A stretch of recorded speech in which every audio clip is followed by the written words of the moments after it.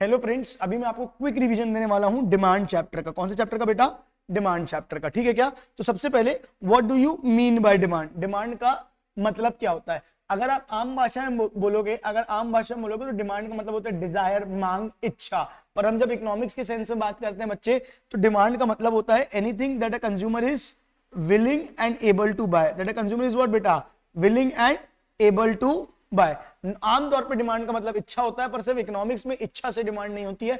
मेरी इच्छा मर्सिडीज खरीदने की, तो मर्सिडीज कंपनी के लिए मेरी डिमांड नहीं मानी जाएगी अनटिल अनलेस मेरे पास क्या हो? विलिंगनेस टू बाय हो, और दूसरा मेरे पास क्या हो? एबिलिटी टू बाय हो। तो डिमांड को डिमांड बनने के लिए इकोनॉमिक्स में दो चीजें चाहिए होती है, willingness to buy and ability to buy. तो डिमांड ऑफ ए कमोडिटी का मतलब होता है different quantities of a commodity, जो एक different quantities of a commodity that a consumer, कोई भी एक consumer willing and able to buy है। क्या है बेटा?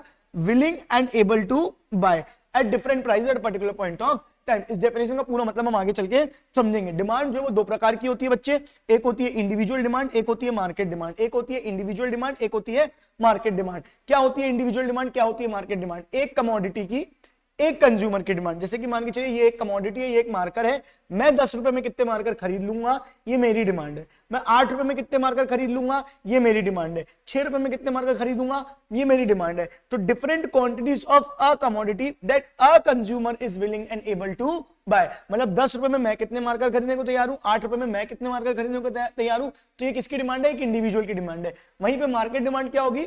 एक मार्कर को पूरा मार्केट में कितने लोग, 10 रुपए में पूरे मार्केट में ये 100 मार्कर बिक जाएंगे।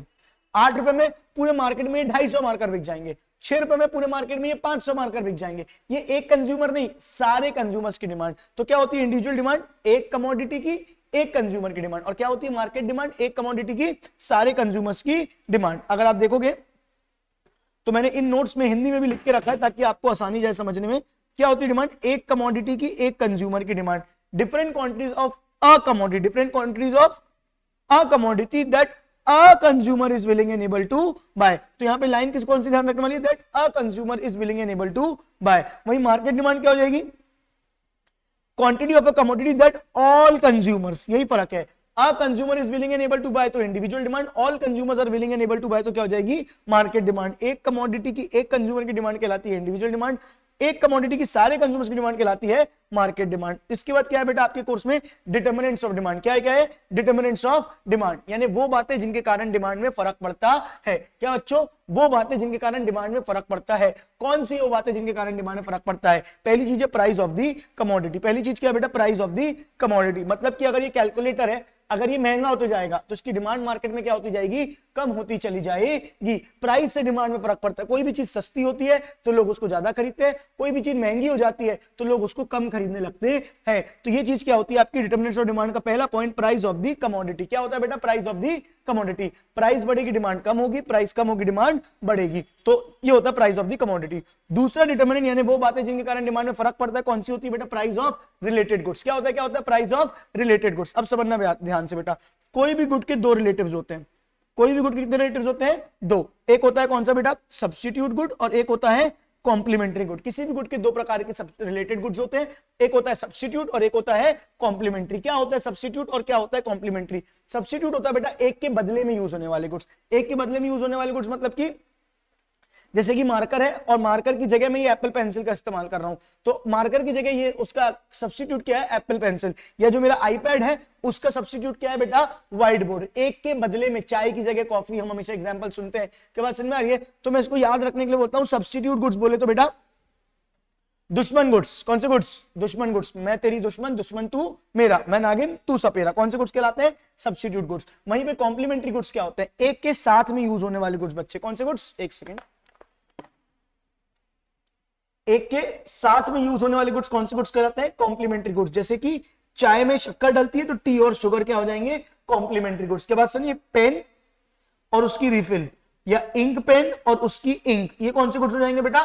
कॉम्प्लीमेंट्री गुड्स, जो साथ में यूज होते हैं। तो सब्स्टिट्यूट गुड्स कौन से होते हैं? मैं तेरी दुश्मन, दुश्मन तू मेरा, मैं नागिन तू सपेरा। और कॉम्प्लीमेंट्री गुड्स कौन से होते हैं? जो एक दूसरे के लिए बने होते हैं। हम बने, तुम बने, एक दूसरे के लिए। चाय के बिना पेन के बिना इंक का कोई काम नहीं है, और इंक के बिना पेन का कोई काम नहीं है। तो वो हो जाते हैं कौन से गुड्स बेटा?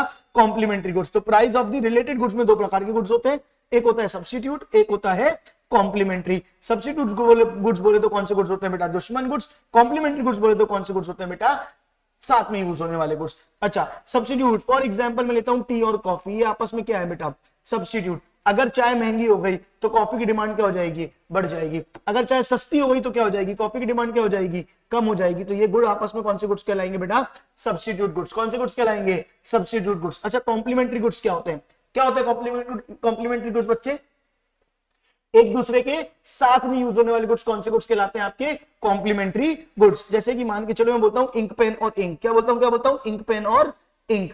अगर इंक पेन महंगे हो गए तो लोग इंक पेन नहीं खरीदेंगे, इंक पेन नहीं खरीदेंगे तो इंक का कोई काम नहीं रहेगा। तो इंक पेन की अगर प्राइस बढ़ गई तो इंक की डिमांड क्या हो जाएगी, कम हो जाएगी। इंक पेन अगर सस्ते हो गए, बहुत सस्ते हो गए, हर कोई इंक पेन ही खरीद रहा है। अब इंक पेन खरीद रहा है तो सोच समझ के क्या खरीदेगा, इंक भी खरीदेगा। तो अगर इंक पेन की प्राइस कम हुई तो इंक की डिमांड भी क्या हो जाएगी, बढ़ जाएगी। तो आपने देखा कॉम्प्लीमेंट्री गुड में कैसा रिलेशनशिप होता है बेटा, इनवर्स। की अगर मान के चलो इंक पेन सस्ती हुई तो इंक पेन सस्ती हुई तो इंक की डिमांड क्या हो जाएगी, बढ़ जाएगी। इंक पेन महंगी हुई तो इंक की डिमांड क्या हो जाएगी, कम हो जाएगी। और सब्स्टिट्यूट गुड में कैसा रिलेशनशिप होता है, डायरेक्ट। टी महंगी हो गई तो लोग कॉफी पिएंगे, टी सस्ती हो गई तो लोग कॉफी नहीं पिएंगे, वो लोग भी टी ही पिएंगे। तो सब्स्टिट्यूट गुड्स में हम हमेशा बोलते हैं हम कैसा रिलेशनशिप होता है, आप देख पा रहे होगे बेटा, डायरेक्ट रिलेशनशिप होता है। कौन सा रिलेशनशिप होता है, डायरेक्ट। और कॉम्प्लीमेंट्री गुड्स में कैसा रिलेशनशिप होता है बेटा, इनवर्स। क्लियर है क्या, substitute goods used in place of each other, complementary goods used with each other. Income of the consumer. Third हम पढ़ के रहे हैं डिटरमिनेंट्स ऑफ डिमांड, यानी वो बातें जिनके कारण डिमांड में फर्क पड़ता है। कौन सी वो बातें, पहला है प्राइस ऑफ द कमोडिटी, दूसरा है प्राइस ऑफ रिलेटेड गुड्स, तीसरा क्या है, income of the consumer. Income of the consumer में दो प्रकार के गुड्स होते हैं, एक होते हैं आपके नॉर्मल गुड्स, एक कौन से होते हैं, नॉर्मल, दूसरे कौन से होते हैं, इंफीरियर गुड्स। नॉर्मल बोले तो नॉर्मल गुड्स, इंफीरियर बोले तो लो क्वालिटी गुड्स। क्या बेटा, लो क्वालिटी गुड्स। इनकम, जब इनकम बढ़ती है, आदमी अमीर होता है तो वो डिमांड को क्या कर देता है बेटा, बढ़ा देता है। इनकम बढ़ती है, डिमांड बढ़ती है। आदमी गरीब होता है तो कम खर्चा करता है, इनकम कम होती है तो डिमांड क्या हो जाती है, कम हो जाती है। कौन से केस में होता है, नॉर्मल गुड्स के केस में। कौन से केस में होता है बच्चे, नॉर्मल गुड्स के केस में। लेकिन इंफीरियर गुड्स के केस में कैसा होता है, लो क्वालिटी गुड्स। अगर इनकम बढ़ गई, इनकम क्या हो गई बेटा, बढ़ गई, तो लोग लो क्वालिटी गुड्स की डिमांड क्या कर देते हैं, कम कर देते हैं और प्रीमियम गुड्स की तरफ मूव हो जाते हैं। तो जैसे जैसे आप अमीर होते जाते हो, इनकम बढ़ती जाती है, इंफीरियर गुड्स की डिमांड क्या होती जाती है, कम होती जाती है। अगर आपकी इनकम कम हो गई तो आप क्या करोगे, इनकम कम हो गई तो क्या होगा बेटा, हाई क्वालिटी गुड्स से किसमें आ जाओगे, लो क्वालिटी गुड्स में। तो इनकम बढ़ती है तो इंफीरियर गुड्स की डिमांड क्या होती है, कम होती है। इनकम कम होती है तो इंफीरियर गुड्स की डिमांड क्या हो जाती है, बढ़ जाती है। तो इन शॉर्ट अगर मैं बोलूं तो नॉर्मल गुड्स में कैसा रिलेशनशिप होता है, डायरेक्ट इनकम और डिमांड के बीच में, और इंफीरियर गुड्स में कैसा होता है, इनकम और डिमांड के बीच में इनवर्स रिलेशनशिप होता है। चौथा पॉइंट होता है क्या बेटा, आपका टेस्ट एंड प्रेफरेंस। अगर कोई चीज फैशन में या टेस्ट में आ गई तो उसकी डिमांड बढ़ जाती है, और आउट ऑफ फैशन हो गई तो उसकी डिमांड क्या हो जाती है, कम हो जाती है। ये होता है आपका डिटरमिनेंट्स ऑफ डिमांड। ये क्या होता है आपका डिटरमिनेंट्स ऑफ डिमांड। ठीक है, अब दो प्रकार की डिमांड होती है, एक होती है इंडिविजुअल डिमांड, एक होती है मार्केट डिमांड। हमने डिस्कस किया था, एक कमोडिटी की एक कंज्यूमर की डिमांड कहलाती है इंडिविजुअल डिमांड, एक कमोडिटी की सारे कंज्यूमर्स की डिमांड क्या कहलाती है बच्चे, मार्केट डिमांड। ये हमने पढ़ लिया था। अब लॉ ऑफ डिमांड क्या बोलता है, हमने डिटरमिनेंट्स ऑफ डिमांड पढ़े, क्या पढ़े बच्चे, डिटरमिनेंट्स ऑफ डिमांड। उसमें पहला डिटरमिनेंट क्या था, प्राइस ऑफ दी कमोडिटी। पहला डिटरमिनेंट क्या था, प्राइस ऑफ दी कमोडिटी। तो अगर प्राइस बढ़ी तो डिमांड क्या होगी, कम, प्राइस कम हुई तो डिमांड क्या हो जाएगी, बढ़ जाएगी। बस इसी को कहा गया है लॉ ऑफ डिमांड। क्या कहा गया बच्चे, लॉ ऑफ डिमांड। तो law of demand states that, law of demand states that there is what बेटा, inverse relationship. There is what बेटा, inverse relationship between price and demand. Price बढ़ेगी, demand कम होगी, प्राइस कम होगी, डिमांड बढ़ेगी। इसके assumption क्या होते हैं, इसका अजम्पशन होता है सेट्रिस पेरेबस। लेटरिस पेरेबस लिखा है, क्या बोलता है, सेट्रिस पेरेबस। सेट्रिस पेरेबस बोले तो अदर थिंग्स रिमेनिंग कांस्टेंट। सेट्रिस पेरेबस का मतलब क्या होता है, अदर थिंग्स रिमेनिंग कांस्टेंट। तो लॉ ऑफ डिमांड का मतलब क्या होता है बेटा, प्राइस बढ़ेगी, क्वांटिटी कम होगी, प्राइस कम होगी, क्वांटिटी बढ़ेगी। ठीक है क्या, और other things remaining constant. Other things मतलब कि income, taste, preference, fashion, related goods, जो भी अपन ने अदर फैक्टर्स पढ़े, प्राइस के अलावा बाकी सारे फैक्टर्स को हम क्या बोलते हैं, अदर फैक्टर्स रिमेनिंग कांस्टेंट। ठीक है क्या, तो डिटरमिनेंट्स ऑफ डिमांड में क्या क्या पढ़ा था, price of the commodity, price of related goods. Related goods के अंदर दो, सब्स्टिट्यूट और complementary. Income of the consumer के अंदर हमने पढ़ा नॉर्मल गुड्स और इंफीरियर गुड्स। ठीक है बच्चे, टेस्ट एंड प्रेफरेंस। उसके बाद हमने क्या पढ़ा बच्चे, यहाँ पे यही लॉ ऑफ डिमांड क्या होता है, ये exception of law of demand, यानी कि वो बातें जहां पे लॉ ऑफ डिमांड क्या हो जाता है, fail. Law of demand fail होने का क्या मतलब है, प्राइस बढ़ती है, डिमांड क्या होती है, कम होती है, प्राइस कम होती है, डिमांड क्या हो जाती है, बढ़ जाती है। ये कौन बोलता है, लॉ ऑफ डिमांड। तो लॉ ऑफ डिमांड क्या बोलते हैं, कोई भी चीज महंगी होती है तो डिमांड कम होती है, कोई भी चीज सस्ती होती है तो डिमांड क्या हो जाती है, बढ़ जाती है। पर उसके एक्सेप्शंस क्या है, उसके एक्सेप्शंस, मतलब कहां पे लॉ ऑफ डिमांड फेल हो जाएगा। तो इसके अंदर पहली चीज आती है स्टेटस सिंबल गुड्स। कौन से गुड्स आते हैं बेटा, ये 2 नंबर पॉइंट है, 1 नंबर पढ़ाऊंगा। सबसे पहले मैं पढ़ा रहा हूं स्टेटस सिंबल गुड्स, जैसे कि आईफोन है, लोग फोन तो है वो, लेकिन उसको मेनली स्टेटस सिंबल की तरह देखा जाता है। अगर महंगा हो जाएगा तो और अच्छा, 12 से 13 अच्छा, 13 से 14 अच्छा, 14 से 20 आएगा तो वो और अच्छा। क्यों, जितना महंगा उतनी ज्यादा इज्जत मिलती है ना। बच्चों से मैं पूछता हूँ डायमंड अच्छा कि गोल्ड, तो बोलते हैं डायमंड। डायमंड अच्छा कि platinum, platinum.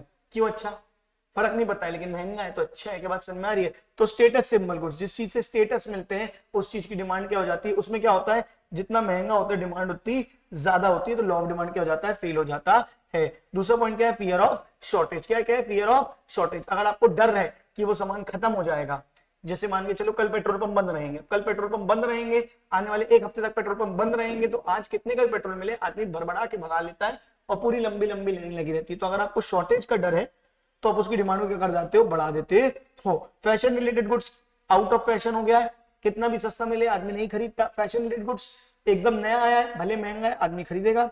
Necessities of life बेटा, सॉल्ट सस्ता हो जाएगा, ज्यादा खा लोगे क्या, मुट्ठी भर भर के सब्जी में नमक डालोगे क्या, महंगा हो जाएगा कम खाओगे क्या, नहीं। तो ये सब क्या है, नेसेसिटीज ऑफ लाइफ। फिर क्या है, चेंज इन वेदर। अगर वेदर में चेंज आता है तो भी गर्मी है, एसी की डिमांड होगी चाहे महंगी हो जाए। अभी ठंडी आ रही है, स्वेटर्स की डिमांड होगी चाहे महंगी हो जाए। तो यहाँ पे लॉ ऑफ डिमांड क्या हो जाता है, फेल हो जाता है।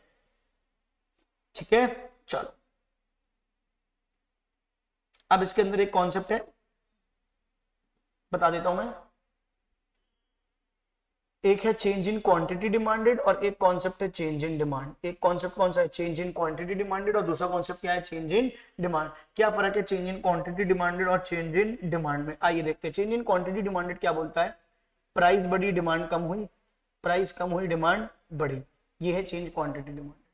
चेंज इन डिमांड क्या बोलता है, अदर फैक्टर्स, इनकम बढ़ी डिमांड बढ़ी, इनकम कम हुई डिमांड कम हुई। यानी प्राइस के अलावा रिलेटेड गुड्स की प्राइस, इनकम, टेस्ट, फैशन, जब बाकी चीजों के कारण डिमांड में चेंज आता है तो वो कहलाता है चेंज इन डिमांड। जब प्राइस के कारण डिमांड में चेंज आता है वो क्या कहलाता है बेटा, चेंज इन क्वांटिटी डिमांडेड। अगर आप देखोगे साफ साफ, हमने फैक्टर्स अफेक्टिंग डिमांड पढ़े थे, फैक्टर्स अफेक्टिंग डिमांड, एक सेकंड में आपको दिखाता हूं, ये थे फैक्टर्स अफेक्टिंग डिमांड। तो प्राइस के कारण अगर डिमांड में चेंज आ रहा है तो ये चेंज इन क्वांटिटी डिमांडेड है। इसको छोड़ के किसी के भी कारण, यानी प्राइस ऑफ रिलेटेड गुड्स के कारण, फिर इनकम ऑफ द कंज्यूमर के कारण, टेस्ट एंड प्रेफरेंस के कारण, ठीक है, एक्सपेक्टेशन के कारण, किसी भी कारण से, प्राइस के अलावा किसी भी कारण से डिमांड में चेंज आ रहा है तो वो कहलाता है क्या बेटा, वो क्या कहलाता है बेटा, चेंज इन डिमांड। और जब प्राइस के कारण डिमांड में चेंज आता है तो वो क्या कहलाता है बेटा, चेंज इन क्वांटिटी डिमांडेड। आइए अपन डिस्कस करते हैं। मैं लिख रहा था ना कहीं पे, कहां लिख रहा था, हाँ, प्राइस के कारण डिमांड में चेंज क्या कहलाता है, चेंज इन क्वांटिटी डिमांडेड। और अदर फैक्टर्स के कारण डिमांड में चेंज क्या कहलाता है, चेंज इन डिमांड। आइए देखते हैं, ये डिमांड कर्व होता है। अब